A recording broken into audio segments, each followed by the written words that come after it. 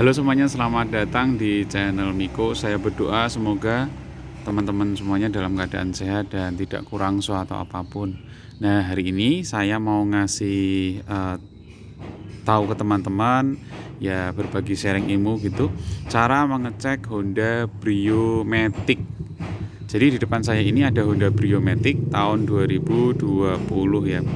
Jadi kalau teman-teman misalkan mau beli mobil Brio seperti ini dalam keadaan second, ini teman-teman perlu lihat video ini sampai selesai. Jadi nanti teman-teman dapat referensi cara bagaimana ngecek Honda Brio second yang setidaknya teman-teman tahu lah ilmunya mana-mana aja yang harus dicek waktu teman-teman ngecek Honda Brio second. Nah, langsung aja teman-teman.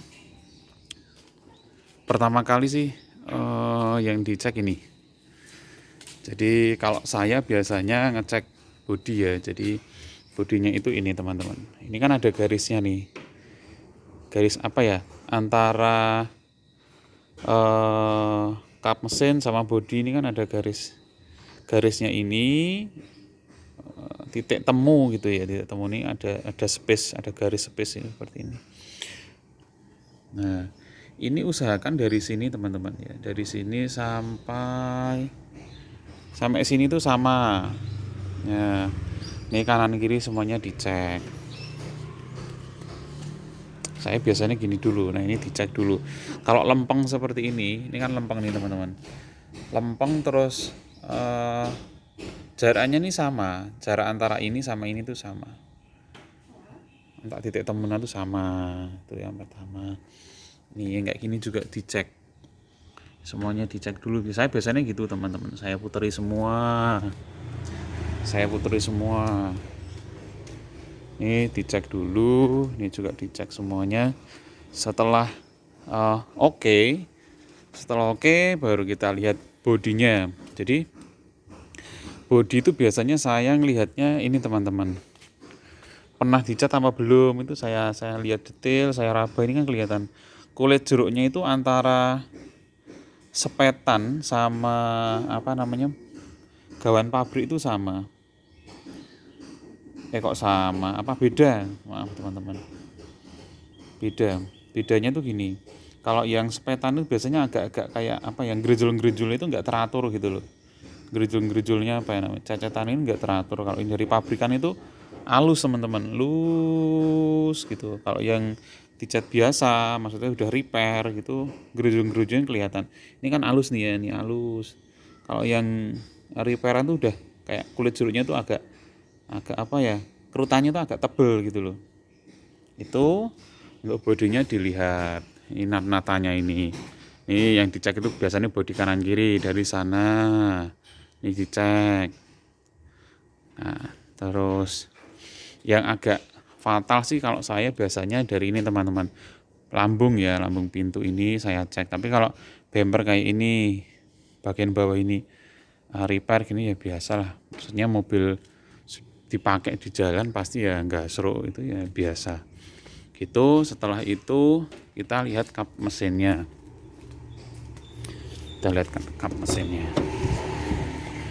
Kap mesinnya dilihat,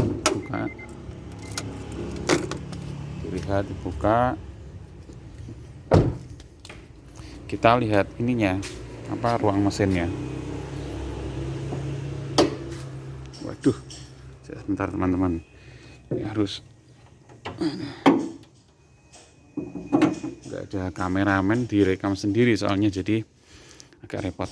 Nah, ini dilihat dulu teman-teman, ruang mesinnya gimana itu maksudnya ini natnya ini, lubang buletan ini harus bulatnya tuh bulat lempeng teman-teman. Jadi nggak ada lekuan ya, ini harus lempeng. Ini satu, ini dilihat.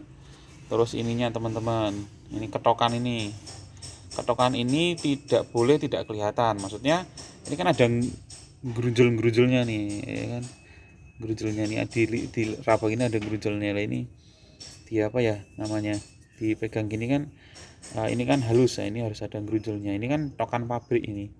Kayak kayak apa sih jenenge,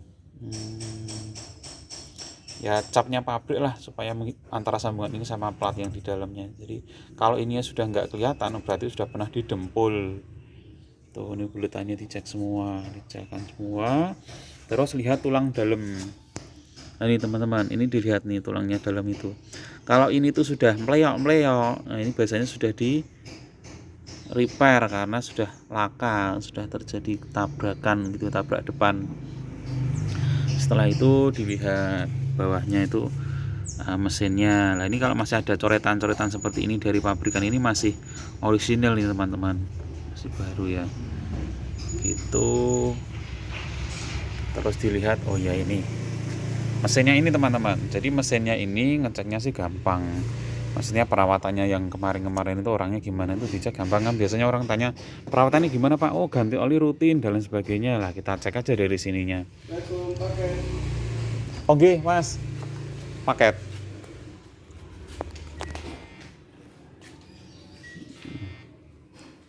Oke, aturan Mas. Etan. Tanya tolong di pendeket tang. Maaf ya teman-teman, itu ada paket jadi harus saya jeda videonya. Ini dibuka teman-teman. Oh, ini biasanya pakai tangan biasa, susah harus pakai tang. Ano gombal kan? Tang karo gombal kan? Ini harus dibuka teman-teman, ini buka. Terus nanti kita lihat apa namanya dalamnya seperti apa. Cepetan. Nah, ini gue ngelapis iki kembali tumang ini. Ini harus dibuka seperti ini supaya nggak luka.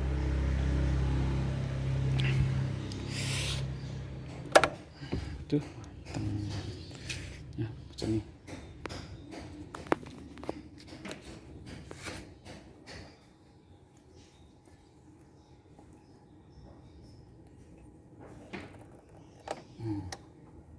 Memang agak berat.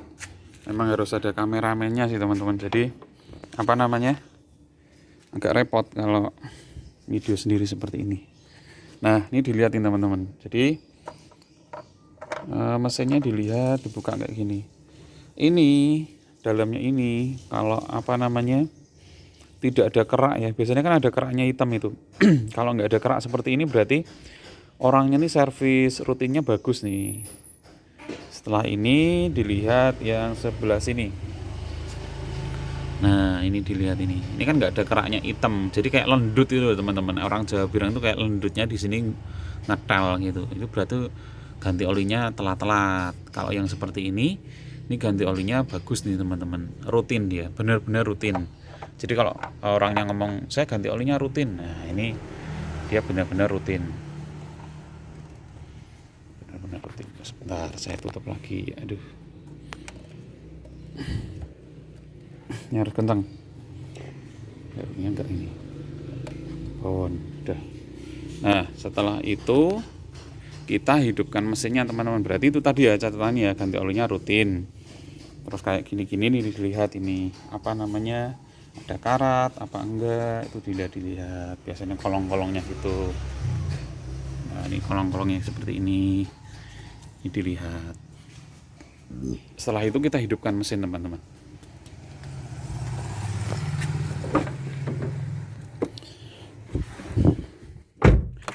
Kita hidupkan mesin. Nah kita lihat kilometernya. Kilometernya itu ada di ini ya teman-teman, 32.000. Kilometernya ada di 32.000. Terus ini AC-nya kita rasakan dulu. Oh, kalau AC-nya dinyalakan seperti ini dingin, berarti AC-nya kita nggak perlu nambah freon gitu. Terus kita putar audionya.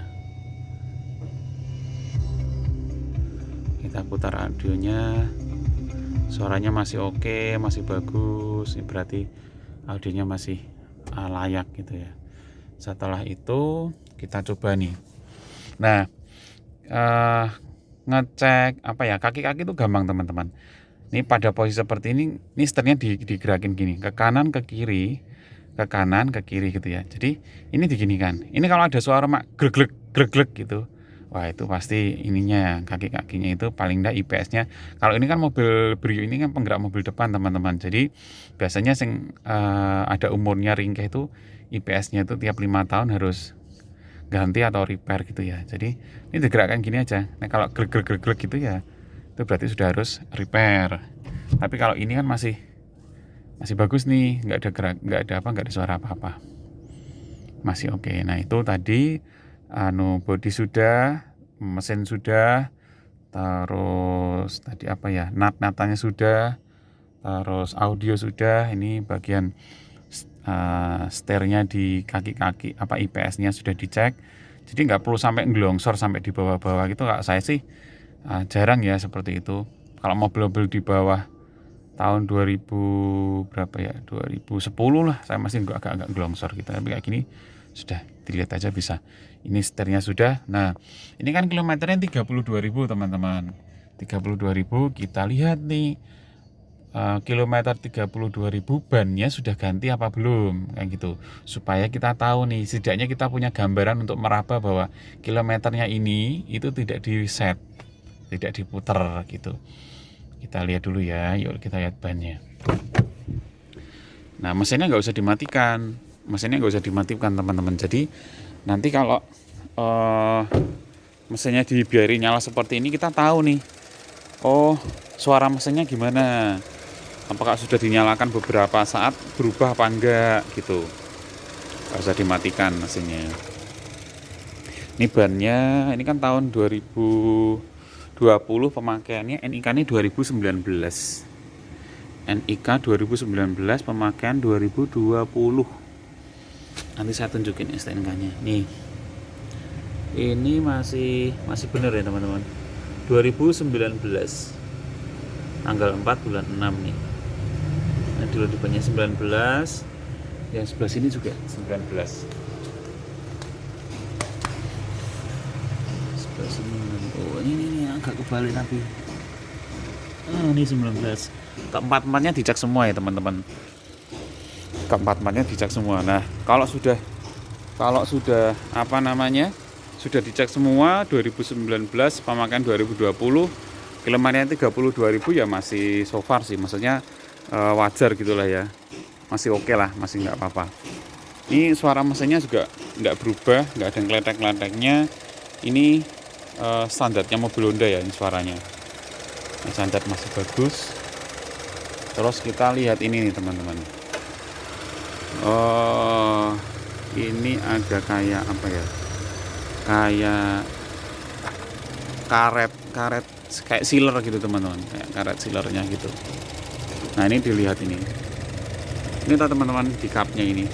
Nah ini dipencet, ini tidak boleh terlalu keras, juga tidak boleh terlalu empuk. Kalau saya sih ya, ini dipencet gini, tidak boleh terlalu keras tapi tidak boleh terlalu empuk. Nah kalau dipencet seperti ini, itu pulihnya agak lama, coba ya juga nggak terlalu cepat gitu. Jadi dilihat, saya biasanya gini. Nah ini saya, waduh Bang Dur, nah ini biasanya saya turut seperti ini, saya raba seperti ini. Kalau halus mulus berarti oke. Tapi kalau ada di gini kan agak gerejol mak, ya gimana ya, kayak gerejol gitu ya, udah repair pasti. Nah selain itu yang belakang biasanya ini kita bisa lihat ini dilihat ini. Nah ini teman-teman, karet kayak gini loh, kayak sealer ini loh. Nah ini dilihat. Terus kita ke belakang nih, kapnya belakang dibuka. Aduh. Nah ini kapnya di belakang dibuka.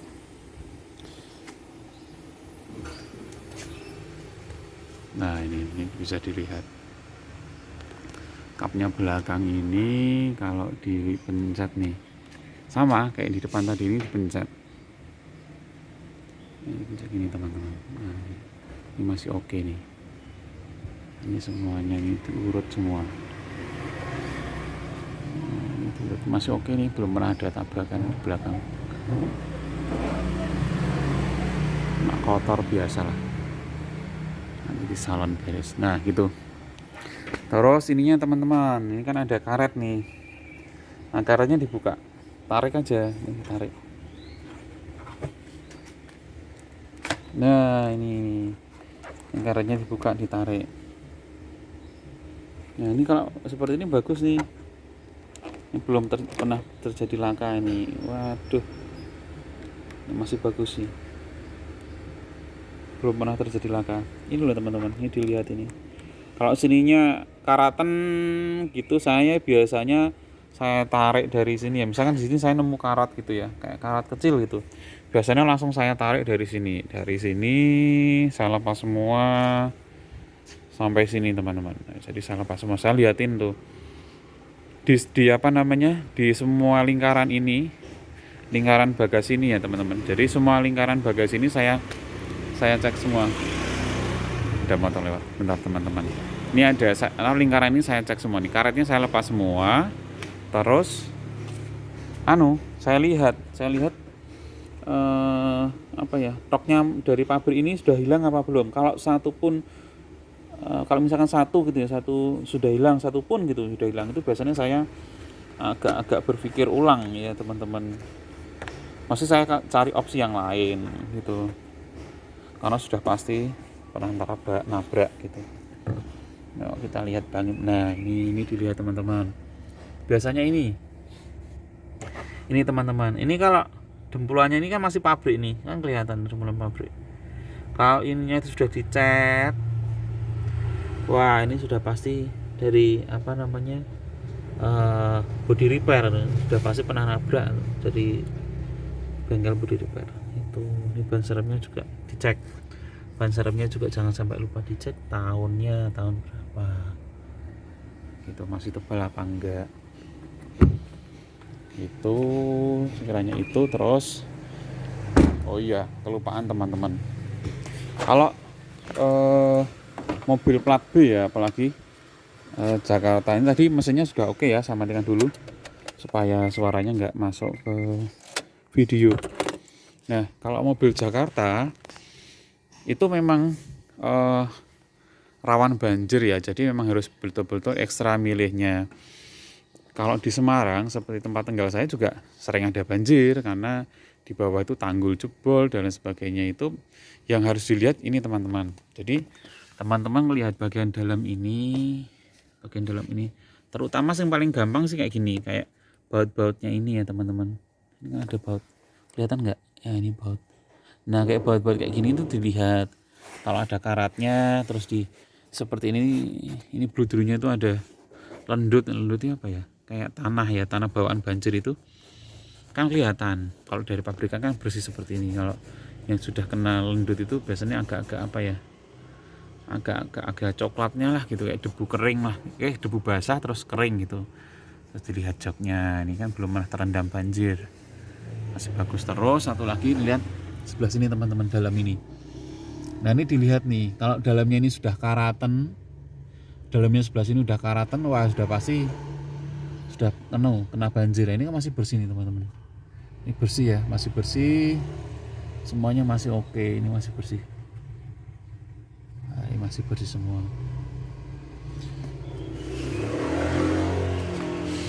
gitu teman-teman. Kelistrikan dicek juga tadi. Saya tutup dulu ininya, maaf ya teman-teman.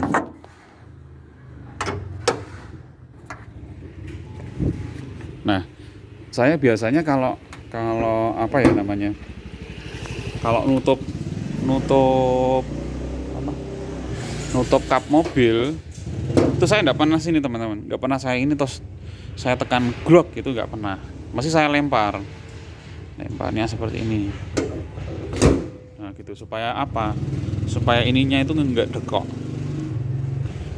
ya, karena tipis.